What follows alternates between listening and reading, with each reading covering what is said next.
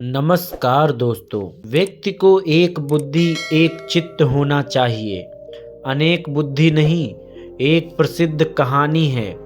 एक तालाब में बहुत सारी मछलियां थीं। मछलियों को पता चला कि अगले दिन सुबह मछुआरे उन्हें पकड़ लेंगे। मछलियों में कई बड़ी ज्ञानी थी। एक का नाम सतबुद्धि था। उसने अपनी करीबी मछली से कहा, मछुआरों को आने दो। मेरे पास तैरने और उनसे खुद को बचाने के 100 तरीके हैं। एक और मछली थी जिसका नाम था सहस्त्र बुद्धि, यानी 1000 दिमाग वाली। सहस्त्र बुद्धि ने कहा, मेरे पास तैरने और खुद को बचाने के हजारों तरीके हैं। एक और मछली थी जिसका नाम था एक बुद्धि।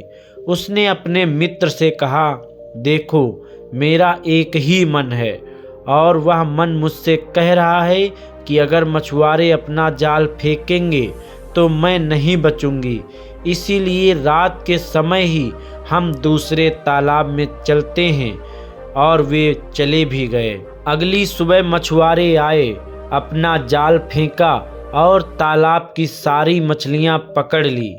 एक बुद्धि ने अपनी मित्र से कहा, वह देखो, सतबुद्धि नामक मछली मछुआरे के जाल में कूद रही है और सहस्त्र बुद्धि मछली के हाथ में लटक रही है। मैं एक बुद्धि शुद्ध जल में खेल रही हूँ। सबको एक मन से काम करना चाहिए। या एक मन सिखाता है कि जब भी परम पिता की संतान है तो उच्च या निम्न का कोई अंतर नहीं होता है। कोई व्यक्ति अधिक विद्वान हो सकता है, समाज उसे अधिक सम्मान दे सकता है, लेकिन एक इंसान के रूप में वह दूसरे से श्रेष्ठ नहीं हो सकता। सभी परम पुरुष की संतान है। इसीलिए जो जाति भेद को स्वीकार करता है वह परम पुरुष को अप्रसन्न करता है। जो दूसरे को मूर्ख समझता है, दूसरों से द्वेष करता है, वह मानसिक रोग से ग्रस्त है। वह व्यक्ति परम पिता की संतान से घृणा करता है, इसीलिए उसे अपनी कृपा कभी नहीं मिल सकती। जो दूसरों को पशु से भी छोटा समझता है, वह भी कभी उसकी कृपा प्राप्त नहीं कर सकता। समझ लो, उस व्यक्ति ने अब तक स्वयं को मनुष्य सिद्ध नहीं किया है। मनुष्य को प्रत्येक अंग पर नियंत्रण रखना चाहिए। यदि मन पर नियंत्रण नहीं होगा तो आध्यात्मिक उन्नति नहीं होगी। बुद्ध ने कहा है, अपनी आँखों पर नियंत्रण रखो। हे साधु, साधु अपने कानों को वश में करें। गंध की भावना को नियंत्रित करो। स्वाद की इंद्रिय को नियंत्रित करो। अपने शरीर को नियंत्रित करो। अपनी वाणी पर नियंत्रण रखो। अपने मन को नियंत्रित करो। यह चौतरफा संयम वास्तव में आवश्यक है।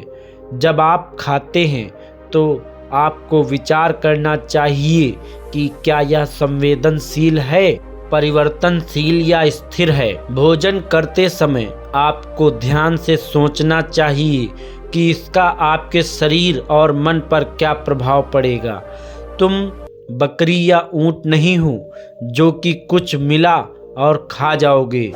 बांग्ला में एक कहावत है, यदि कोई कम खाता है तो उसका बल बढ़ता है और वह बीमार नहीं पड़ता, लेकिन यदि कोई अधिक खा लेता है तो वह बीमार पड़ जाता है।